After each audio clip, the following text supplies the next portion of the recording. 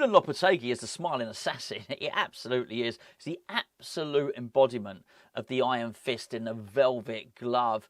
He will put his arm round you. He will talk to you. He will laugh with you. He will lark with you, and he'll cut you aside, all at the same time. And I'm not saying he's mean, and I'm not calling him two-faced at all. But I'm talking about how he's dealt with Kurt Zouma primarily here. But he won't be the only one. We've seen him with his arm around Danny Ings and Vladimir Sufjan and lots of them, Maxwell Cornet, lots of people who are going to leave West Ham. And he's cuddled up to him. And do you know what? I think that's fine. I don't have a problem with it at all. Because I think it's absolutely fine and right that you can be ruthless and you can be decisive, but you don't have to be unpleasant with it. And I've just seen so much content that have been basically processed and have been uploaded by the West Ham media department over the last 5-6 weeks or however long Lopetegui's been in charge. So many times you see him on the training ground, and he's there. He is affable. He's charming. I've said before he's got the schmooze factor. You will see him there shaking hands, deep in conversation, arms round it. He touches people's arm. He's very tactile. You can see he's generous of spirit. I'm sure you've all heard similar stories myself about, what he's been like when he's met fans and whatnot. But if it gets to the point where he decides you're not for his team, that's it. You're done. And that's what's happened with Kurt Zouma, and there's absolutely no doubt about it at all. He would have been aware of his reputation. I suspect he watched West Ham last season. He probably came to the same conclusion that a lot of us already had last season, which was he wasn't really up for it. But you know what? If you say you're going to give everybody a chance, you give them a chance. I think he took a look at him in those first couple of friendlies and thought, that's it. That's it. He can't do it. Make no mistake about it. Even if he was around, he would not be starting the Aston Villa game. I mean, I would doubt that he would have even started the Celta Vigo game. As I record this now, as it's understood, he's on a plane over on his way to United Arab Emirates to try and take his medical. If he's got a twin, he should probably send a doppelganger or something to take the medical. So I don't think he would, we'll never know if he was going to feature against Celta Vigo or not. I suspect he wouldn't. But this is more really about Lopetegui and quite how impressed I am with him. Because you hear a lot of managers, there's a lot of people who could muck people about. It's quite hard to say no. I think anyway, a lot of people find it quite hard to say no to stuff, and I'm always impressed with anybody that does in that respect. Let me give you a little example as well. There was a lot of times under David Moyes when players would feel that they were on the outside looking in. And they would often complain. It could be Vlasic, it could be Krau, it could be Ben Rama. There are a number of players who would complain. And they would complain about David Moyes' communication. And they would suggest that what had happened with Moyes is once he'd had enough, he'd had enough. If you're on the outside, that was it. The lines of communication had pretty much stopped. You wouldn't feel the warmth, you wouldn't feel the love. David Moyes can be very friendly if you're in with him. But as everybody has said, when you're on the outside, you know about it. There's a coldness to him. It's very much the old style of managers, by the way. I don't want to credit or miscredit the wrong one. It could be Clough, it could be Busby, it could be Don Revie, it could be Bill Shankly. I don't know. Maybe it's a combination of all of them, some of them, whatever. But there's stories, maybe it is Shankly, that if you were injured, he wouldn't talk to you. You've heard those stories before. He wouldn't talk to you. If you were no use to him, that was it. That was what was said. If you were no use to him, he wouldn't bother. But if you're in the team, he'd do anything for you. And you sort of got the impression that David Moyes was like that. In fact, the biggest confirmation of that came very, very recently with Fornals, Pablo Fornals, who's got no axe to grind. Pablo Fornals likes David Moyes. And he's proud of his time at West Ham. I think we would all agree that almost Fornals left with everyone's blessing. He's not a villain, is he? He's a hero. He's a West Ham cult hero. We love Fornals. He's the fornicator, El Fornicador. What could you not love? But he said very recently, last week or so, he gave an interview and he said, I've been on both sides of David Moyes. He said, I've been on the outside. He said, I've been one of the chosen ones. I've been on the inside, been one of the inner sanctum, one of the inner group. And I've been on the outside as well when it's not so good. So he alluded to it. And he is a man who likes Moyes, just him telling us it is. And I guess you can do that, but there's a better way of doing it, and I think it is what Lopetegui's doing now.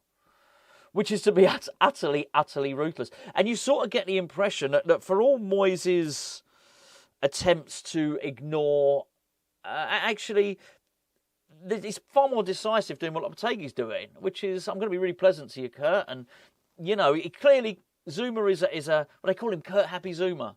He clearly is a happy, jovial, bubbly guy. I'm quite sure that when he was at the West Ham training ground or in pre-season training with Lopetegui, I'm pretty sure he enjoyed his company. I don't think he's being deceitful. I don't think Lopetegui's being two-faced here. I really don't. I'm pretty sure he would have enjoyed his company, but I think it was a case of saying, look, Kurt, you know, great, really nice to meet you, mate. You know, stay in touch. You'll always be welcome back at the club. But you're not going to feature in my first team plans. And that's it, really. And he won't be the only one. You can see it. You can see it in Lopetegui. When we played, it was against the Wolves game. The Wolves game. I mentioned it before. I'll mention it again just in case you didn't see the video. After the Wolves game, the West Ham media team have been doing great work recently, but clearly the media team are used to operating in a certain way, and at that point they were used to operating under David Moyes. And when the red mist, when the dark cloud was hanging over David Moyes, I mean, he was not a man to mince with it. He got himself in trouble once for having a go at a journalist, if you remember, a few years ago. Got himself in a lot of trouble. And even when he wasn't getting himself in trouble, he could be quite shirty and quite nasty with journalists. So the in-house media team who would have to see him and be around him would have to... They were treading on hot coals of him. They really were. So even if we were crap, right? Even if we were crap, you would... they would try and talk about positives with him and do the interview after the game and whatever. They'd have to go along. They'd have to almost toe, not the company line, but toe the David Moyes line, whatever. Blame the referee, blame anyone else, but don't blame David Moyes. Otherwise, it would not be comfortable to be in a building with that guy, I'm imagining, if he doesn't like you, right? You'd certainly know about it. So they were used to blowing smoke up David Moyes' arse. After the Wolves game, the interviewer went up to Lopetegui afterwards, the West Ham TV, so West Ham employee, I don't mean that one, not ex-West Ham employee, current West Ham employee. He can make, if he ever leaves West Ham, he's got a little gig there waiting for him. He goes up to him, he's got the microphone in his hand, and he says, Julen, he knew it was crap, right? I think we'd lost 3-1 in that one or whatever, right? He knew it was crap, right? So he said, so I thought in the first half, Julen, there were glimmers of what you're trying to implement and how the team can play. And he was trying to find some positive. And Lopetegui said, no. Basically, Lopetegui said, no, that was crap. Oh, I didn't ask him to do that. Not my instructions, not my... No. That wasn't... It was pretty much him saying, no, that wasn't good. Let's not pretend that the first half was good. A breath of fresh air and really good. And I think the media team will be better as a result of it because maybe they can be more honest. But he would know, whoever's doing the interview, would know next time to go in there and say, maybe say not so good, what went wrong or something like that. You could probably never say that to David Moyes, what went wrong. But I know I'm sort of digressing a little bit, but again, it just shows the man's character. He can switch. And as I say, don't mean two-faced. He can be pleasant, he can be nice, but when it's time for business, it's time for business. And it's certainly been time for business in terms of the Kurt Zouma thing. And he's not going to muck around with this stuff. He's really not.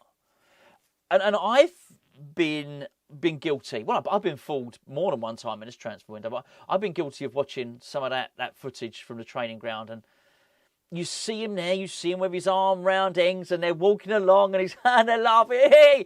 He didn't actually do that. I don't know why I did that. I don't even know what that is. That was arm. That's not a lower down one, obviously. That's a bad... He didn't do that to Danny Ings. Crikey, he's not that friendly and charming. That would be schmoozing, wouldn't it? He didn't do that. I hope he manscaped. Different video. Anyway. But I'm guilty of watching him interact with players I know are useless. Sorry, not you, you know what I mean. Know are on the way out. And thinking, maybe there's a place for this guy. But there's not. There's not, honestly. They're like, there was no place for Zouma. Danny Ings not going to play. And this is it. And do you know what? I look at it and I think, what a great way to do it. What a great way to do it. Rather than just drop someone, don't speak to them, and let them find out themselves, right, okay, right, that's 2 months now, I've not even been brought off the bench. You know, basically, I know, he's ignoring me, he's not speaking to me, I'm out of favour, I might as well find myself a club. That's horrendous, right? What a great way to do it, to actually be friendly with someone and just, you know, he's probably said to Danny Ings, Dan, you're not going to feature much now, mate. You know, I'm going to be starting Hulkrug up front. Mikey's going to be coming off the bench probably, or whatever, or the other way around. There's not going to be that much opportunity. You're probably not going to play a 4-4-2. You might want to find yourself another club, mate. How much better? I know it's not great, but at least when you sat on a bench and you're thinking, oh, do you know what? I expected to be here. You're not there thinking, oh, you know, looking around for some sort of approval from the manager. You know where you stand. That's the difference, isn't it? You know where you stand, and it's been done in a decent and friendly manner. And I think he is decent and friendly, but utterly ruthless. And I've no doubt about it. This guy will do precisely what's best for the club. And that goes two ways. It's not just people that you feel aren't going to be of any use to you. The other part of that, and we yet to see this. What about players that are your favourites that are crap?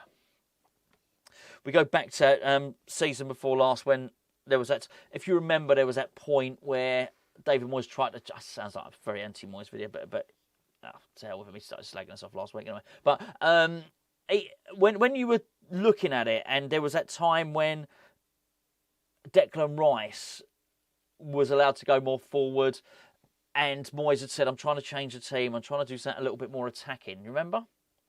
And it didn't work. And we had a few games, I think they were back-to-back games, and the stats were something like this. He didn't play the full game, he played 65 minutes, but Thomas Souček did 8 passes. He still managed to start the next game and he did 11 passes. This is in the whole game.